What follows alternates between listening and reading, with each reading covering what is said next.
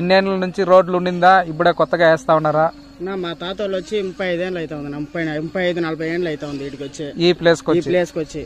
నేను పుట్టలేదు ఇటుకి వచ్చినప్పుడు. ఓకే. నేను వచ్చి 15 ఏళ్ళకి నేను పుట్టినాను ఈడొచ్చి. మీ తాత వాళ్ళు ఇక్కడికి వచ్చిన 15 ఏళ్ళకి నేను పుట్టినాను. ఓకే. 35 ఏళ్ళుగా ఎమ్మెల్యేగా టీడీపీ గవర్నమెంట్ ఉంది మా ఊర్లో. కానీ మాకు రోడ్డు లేదు, మమ్మల్ని పట్టించుకునే వాళ్ళు నాదోడు ఎవరు లేదు. వైఎస్ఆర్సీపీ వచ్చినాక ఇప్పుడు సీసీ రోడ్ వేస్తా ఉన్నారు, నీళ్లు సౌకర్యం లేకుండా ఉండే. యా గవర్నమెంట్ అడిగినా ఆ గుట్టుకి ఎవరు వేస్తారులే, ఆ గుట్టుకి ఎవరు వేసేకి అయ్యలేదు, మీరెవరు మమ్మల్ని పట్టించుకునేది అనేసి గమనైపోయినారు. మేము ఈసారి 5 ఏళ్ళకు ముందు వైఎస్ఆర్సీపీకి ఓటేసి వైఎస్ఆర్సీపీని గెలిపించుకున్నాము.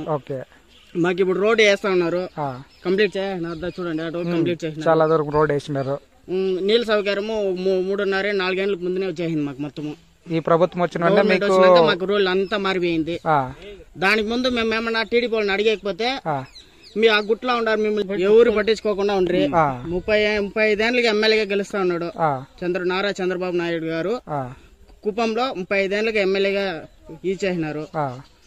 కానీ మాకు భరత్ అన్ని ఈసారి గెలిపించి మాకు అన్ని సపోర్ట్ గా, గెలిపికి ముందునే ఇన్ని సపోర్ట్ చేస్తాను, గెలిపిస్తే ఇంకా బాగా సపోర్ట్ చేస్తారనేసి మేము కోరుకుంటున్నాం.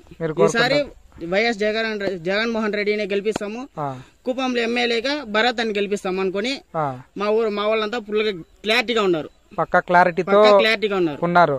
సో మీరేమంటున్నారంటే ఒక ఎమ్మెల్యేగా కాకుండానే భరత్ అనే వ్యక్తి ఇన్ని మంచి పనులు చేస్తా ఉన్నారు కాబట్టి గెలిపిస్తే ఇంకా ఎన్ని మంచి పనులు చేస్తారు.